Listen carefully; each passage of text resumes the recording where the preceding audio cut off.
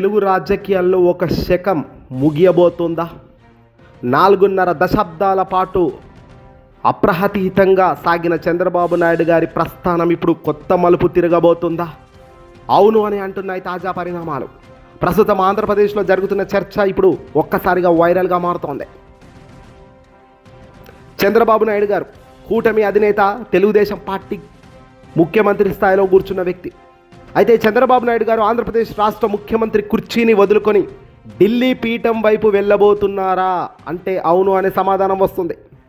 తన రాజకీయ వారసుడైన నారా లోకేష్కు పట్టాభిషేకం చేసే సమయం ఆసన్నమైందా అంటే అవును అనేటట్టుగా ఇప్పుడు కనబడుతోంది.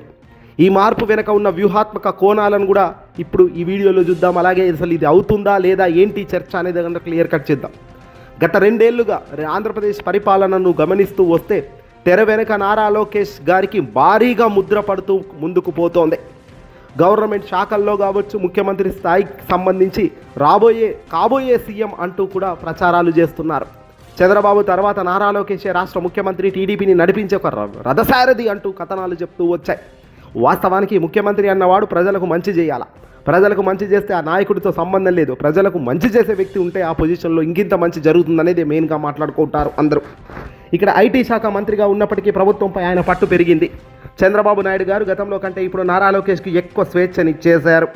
పార్టీ కేడర్లో కూడా నారా లోకేష్ పట్ల నమ్మకం పెరిగింది. రాజకీయాల్లో వారసత్వం అనేది కొత్త కాకపోయినా చంద్రబాబు గారి లాంటి విజనరీ నాయకుడు తన బాధ్యతలను నారా లోకేష్కు అప్పగించడం అంటే కేవలం కుటుంబపరమైన నిర్ణయం మాత్రమే కాదు, అది పార్టీ భవిష్యత్ కోసం తీసుకున్న ఒక కీలక నిర్ణయం. కానీ ఇది ఎంతవరకు ప్రజలు అంగీకరిస్తారన్నదే ఇప్పుడు పెద్ద చర్చ. ఈ రాజకీయ మార్పులో జనసేన పవన్ కళ్యాణ్ గారి పాత్ర అసలు ఉందా? పవన్ పని అయిపోయిందా? కూటమి ప్రభుత్వంలో ఉప ముఖ్యమంత్రిగా ఉన్న పవర్ స్టార్ పవన్ కళ్యాణ్ నారా లోకేష్ ముఖ్యమంత్రి కావడానికి ఎటువంటి అభ్యంతరం లేదని ఇప్పటికే సంకేతాలు ఇస్తున్నారట. అయితే ఇక్కడ గమనించాల్సిన మరో పాయింట్ ఏంటంటే టీడీపీకి ఉన్న 134 మంది ఎమ్మెల్యేల బలంతో నారా లోకేష్ ముఖ్యమంత్రి కావడమే సులభం అయినప్పటికీ కూటమి ఐక్యతతో కాపాడుకుంటూ ఈ ప్రక్రియను పూర్తి చేయడం చంద్రబాబు గారికి అస్సలైన వ్యూహమట. ఓ పక్కన పవన్ కళ్యాణ్ పక్క జారితే మొదటికే మోసం వస్తుందని ఊహించిన చంద్రబాబు పక్కా ప్లాన్తో అడుగులు వేస్తున్నారట. చంద్రబాబు నాయుడు గారికి వెన్నతో పెట్టిన విద్యే ఇదిగో ఈ పక్కా ప్లాన్లతో అడుగులు వేయడం. రాజకీయంగా ఎటువంటి వ్యక్తినైనా తన వైపు తిప్పుకోవడం, ఎటువంటి తప్పు చేయకపోయినా తప్పు చేశాడు అంటూ బురద జల్లడం, తప్పు చేసిన వాడిని ఇరికించి వాడిని నానా తిప్పలు పెట్టడం అన్నది చంద్రబాబు ఎల్లో మీడియాకు తెలిసినంత గొప్ప విద్య బహుశా ఏ రాజకీయ నాయకుడికి కూడా అంత పెద్దగా తెలిసి ఉండదు. ఎలాంటి వ్యక్తినైనా సరే డౌన్ చేస్తారు. పిల్లనిచ్చిన మామకి వెన్నుపోటు పడిచి తన పార్టీని లాక్కునే చంద్రబాబు ఇప్పుడు ఏకంగా పార్టీని 40-50 ఏళ్ళు పట్టుకొచ్చారంటేనే చంద్రబాబు ఏ రకమైన తెలివి ఉపయోగిస్తుంటారో ఇప్పటికే ప్రజలకు అర్థమైపోయింది.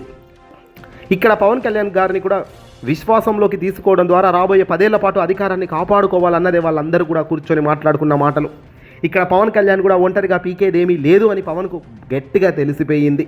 సొంతంగా జగన్మోహన్ రెడ్డి గారి లాంటి గట్టి శక్తున్న లీడర్ ముందు మనం ఏ పప్పులు ఉడకవు. కాబట్టి ఇలా మనం కలిసి కట్టుగా ముందుకు పోదాం.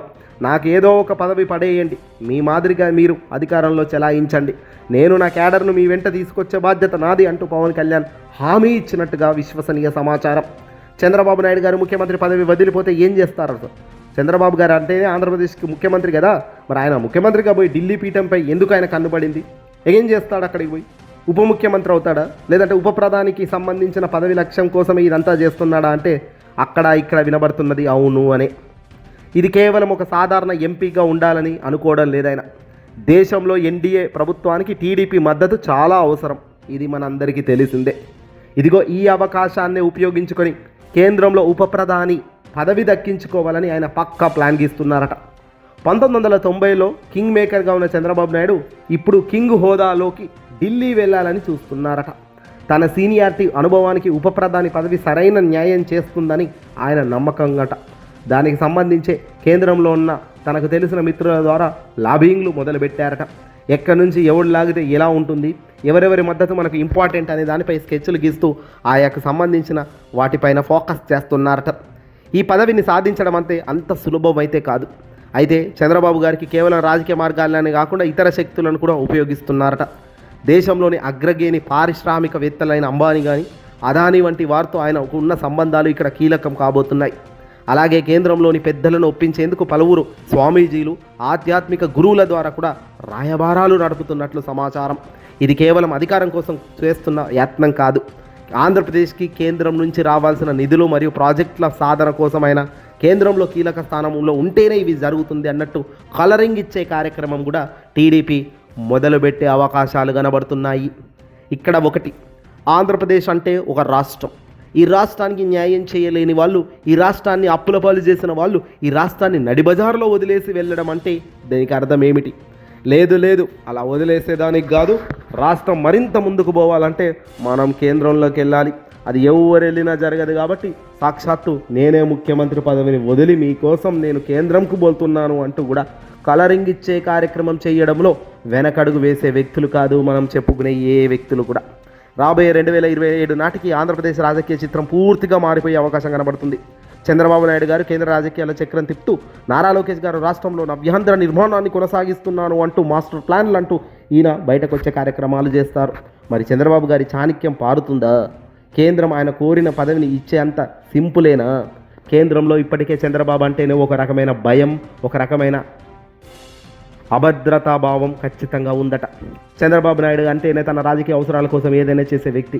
గతంలో చంద్రబాబు నాయుడు గారు నరేంద్ర మోదీని దేశ ప్రధానిని పట్టుకొని అసలు ఎన్నెన్ని మాటలు మాట్లాడాడో, అదే మాటలు తిప్పి కొడితే ఈరోజు మళ్ళీ అదే మనిషి ఏ మాదిరిగా పైకి లేపుతున్నాడో గొప్పగా. అంటే రాజకీయ అవసరాల కోసం ఎటైతే అటు మాట్లాడతాను అంటాడు చంద్రబాబు గారు. మరి పిల్లనిచ్చిన మామకే వెన్నుపోటు పొడిచిన ఈ వ్యక్తి రాబోయే రోజుల్లో కేంద్రంలోకి వస్తున్నాడంటే మొత్తం కేంద్రాన్నే ఆగం చేసి ఇక్కడ ఉన్న వాళ్ళని డిస్టర్బ్ చేసేదంటే నిజంగా ఇది ఇబ్బందే. అంత సింపుల్గా కేంద్రంలోకి ఈయనను ఆహ్వానించి ఈయనను రమ్మంటారు అనేది అయితే ఎవరు అనుకోవడం లేదు. కానీ చంద్రబాబు మాత్రం తన ప్రయత్నాలు వేగవంతం చేస్తున్నారు.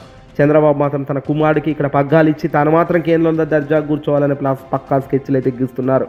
ఢిల్లీ వేదికగా ఉప ప్రధాని అంటే ప్రధాని తర్వాత మరో ప్రధాని లెక్క.